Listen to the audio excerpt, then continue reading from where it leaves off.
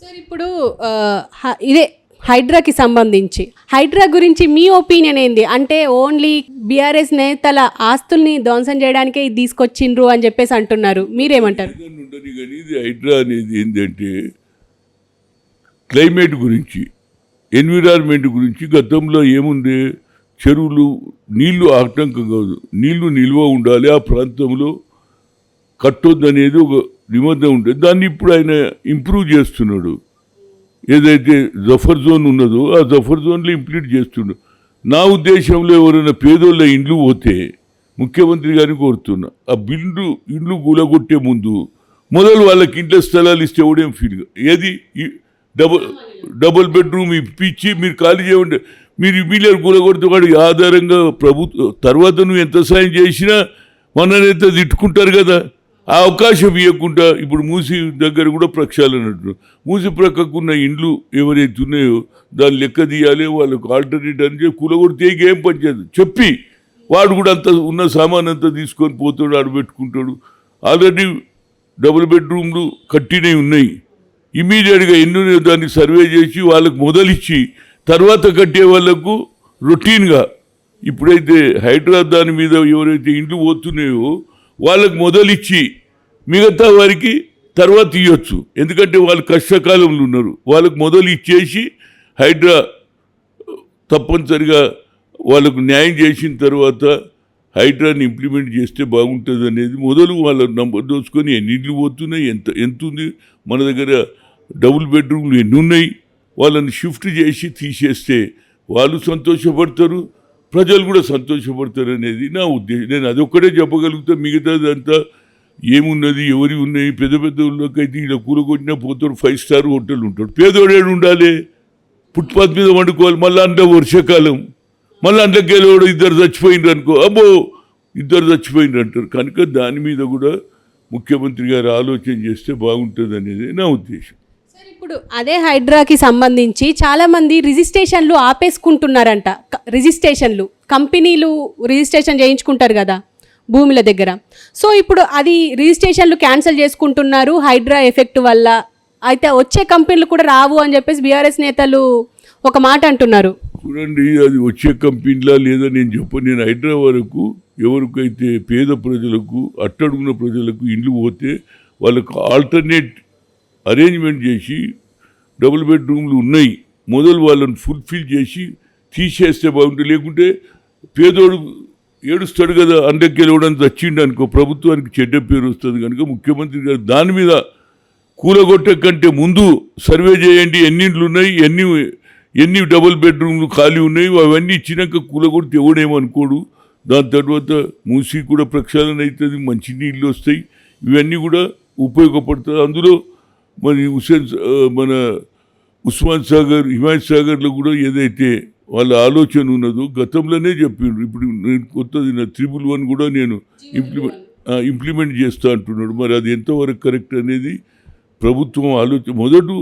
ఇప్పుడు ప్రధానంగా వరదలు వచ్చినాయి, వరదలలో ఎక్కువ కాన్సన్ట్రేట్ చేస్తే బాగుంటుంది.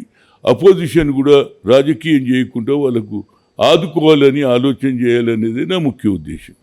కేసీఆర్ ఇప్పుడు మళ్ళీ యాత్ర చేయబోతున్నారు అని చెప్పేసి, బస్ యాత్ర, కేసీఆర్ బస్ యాత్ర చేయబోతున్నారు అని అంటున్నారు. ఆయన పాదయాత్ర చేస్తే మంచిదే, పాదయాత్ర నేను వద్దనను. కానీ నేను అనేది దెబ్బతిన్న వాళ్ళు, నువ్వు పాదయాత్ర చేసి వాళ్ళ దగ్గర వరకు టైం పడుతుంది. మొన్న నువ్వు బస్సులో పోయినావు, అట్లనే బస్సులో పోయి దిగేసి చూసి సలాలి. నువ్వు కూడా నిన్నదానిక ముఖ్యమంత్రి, నువ్వు కూడా ఒక 10 కోట్లు సాయం చేయి, పేరు వస్తుంది కదా. నా అటువంటి రోడ్డు పెన్షన్ ఇచ్చిండు, నేను సంపాదించలే. నేను PCC president, youth Congress president, minister ఉన్నా, ఎంపీ ఉన్నా, నేను ఎక్కడ డబ్బు వైపోలే, ప్రజలకు సేవ చేసిన. అట్లా ఆయన కూడా మరి ఫామ్ హౌస్ కట్టుకున్నటువంటి వ్యక్తి, ముఖ్యమంత్రి చేసినటువంటి వ్యక్తి, వాళ్ళు కూడా ఆర్థిక సాయం. అదేవిధంగా కొన్ని యుటిసిల్స్ కానీ, బట్టలు కానీ, అదేవిధంగా సీయింగ్ మిషన్ కానీ, వంట సామాను కానీ అన్నీ కొట్టుకపోయినాయి కదా. అవన్నీ ఒక 20 లారీలలో తీసుకుపోయి అందరికీ ఇస్తే నీకు కూడా పేరు వస్తుంది కదా. మేము యూత్ కాంగ్రెస్ ఉన్నప్పుడు చేసినాం. మేమైతే చార్మినార్ నుంచి సికింద్రాబాద్ కలెక్షన్ చేసి సూలూరుపేట, నాయుడుపేట, కాళహస్తిలో పంచి వచ్చిన. అదేవిధంగా కృష్ణా జిల్లాలో వస్తే బస్తాలు కొన్ని బియ్యం పంచినాం, శవాలు కూడా తీసినాం మేము ఆ రోజుల్లో. కనుక అపోజిషన్ ఉన్నప్పుడు, కష్టకాలంలో ఉన్నప్పుడు అపోజిషన్ మాటలు కాదు, అపోజిషన్ కూడా ఏం చేస్తుంది అనేది ప్రజలు గ్రహిస్తారు కదా. రోజు స్టేట్మెంట్ ఎవరైనా ప్రెస్ రెడీ ఉంటుంది, ఏం చెప్తే అది రాస్తారు. కానీ నా వంతు బాధ్యత ఇది. ఇలా సైనికుడు ఏం చేస్తాడు, తన ప్రాణాలు పోయినా దేశాన్ని రక్షించాలని ఏది బార్డర్ మీద కొట్లాడతాడు. అప్పుడు ఏదో ఆలోచన చేయడం, yes my life is only meant for ఎవరిని చొరబడనీయకూడదు. అదేవిధంగా ముఖ్యమంత్రి అయినావు, నువ్వు 10 ఏళ్ళు అయినావు, నువ్వు నీ సాయం కూడా 10-20 కోట్లు ఇవ్వచ్చు, లేవా ఇవ్వచ్చు. అది ఇచ్చేదానికంటే నువ్వు పైసలు ఇస్తే ముఖ్యమంత్రి వాడుకుంటాడని అనుకుంటే నువ్వే ఏది మెటీరియల్ కొని తీసుకుపోయి ఇచ్చేయి. కుట్టు మిషన్లు కానీ, వంట సామాను కానీ, బట్టలు కానీ, వాళ్ళకు బియ్యం కానీ, పప్పు కానీ, నూనె కానీ మొన్న పోయిండు హరీష్ గారు. ఒక్కరోజు కాదు, ఒక 10 రోజులు కార్యక్రమం పెట్టుకుంటే మీకు కూడా అప్రిషియేట్ ఉంటుంది. ప్రజలలో కూడా ఓడిపోయిన ప్రజల దగ్గరికి వచ్చి మేము కూడా ఇప్పుడు ఇవాళ నాకే పదవి లేదు, అయినా నేను ఎందుకు వస్తున్నా, ప్రజలు కష్టకాలంలో ఉన్నప్పుడు సేవా దృక్పథం.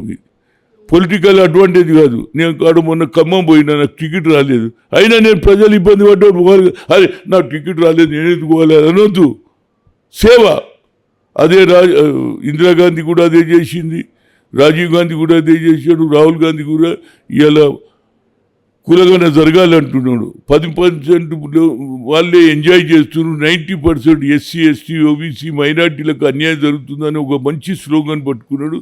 దాన్ని కూడా ఆయన పూర్తి చేస్తే తప్పనిసరిగా వచ్చే ఎన్నికలు. అదే కాకుండా ఇండియా కూటమి ఒకటే మాట, కులగన జరగాలి అంటున్నారు. అన్నిటికంటే ఆర్ఎస్ఎస్ వాళ్ళు కూడా జరగాలి అంటున్నారు. కానీ వాళ్ళు ఏమంటున్నారు, ఓన్లీ మీకే పొలిటికల్ ఉపయోగం రావద్దా, మేము రాజకీయాలు రావద్దా, మీరే ఉంటారా, అది వేరు. కానీ కులగన చెయ్యాలనే ఆలోచన ఆర్ఎస్ఎస్ కూడా వచ్చింది కదా. ఇప్పుడు వాళ్ళ ఆలోచన చేయాలి. మొట్టమొదటిసారి అన్నారు కులగన జరిగితే, కానీ వాళ్ళ ఏది పెరగడానికి వాళ్ళ వరకే అంటున్నారు. అరే నేను పెరిగినాక నేను రాజకీయంలో నేను ఓటేస్తలేనా, నేను ఓట్లేసే మిషన్ అని వాళ్ళు అంటారు. కనుక ఏదైనా ఒక శుభ సూచికం. రాహుల్ గాంధీ గారు తప్పనిసరిగా పార్లమెంట్లో బిల్లు పెడితే యాజ్ ఎ ఓబీసీ ఎంపీస్ కన్వీనర్గా తప్పనిసరిగా రాష్ట్రం మొత్తం, దేశం మొత్తం తిరుగుతా కులగన బిల్లు పెట్టిన రోజు అందరూ సహకారం తీసుకొని, గతంలో ఐఐటి, ఐఐఎంలో ఏ విధంగా తీసుకున్నానో, బీసీలు మేము మెజార్టీ ఉన్నాం కదా, మోర్ దాన్ 50% ఉన్నాం, దాంతో లెక్క చేయమంటున్నాం. పక్క కులం పేరే రాయాలి కదా. ఎస్సీ ఉంటే ఎస్సీ, ఇవాళ రేపు అందరి దగ్గర లిస్టే ఉన్నాయి. కొట్టంగానే నరసింహ గౌడ్ ఎంతమంది ఉన్నారో చెప్పేస్తుంది, 8 ఉన్నారా 6 ఉన్నారా, నీ కులం పేరు అడిగితే అయిపోయాయి. అందుకొచ్చి నేను కూడా కులగన ఇమీడియట్గా మొదలు పెట్టమంటున్నాను. దానికి 150 కోట్లు అసెంబ్లీలో పాస్ చేసిండ్రు, కులగన చేస్తాను, దాన్ని మొదలు పెట్టమని నేను పొన్నం ప్రభాకర్ని కోరుతున్నా, ముఖ్యమంత్రిని కోరుతున్నా.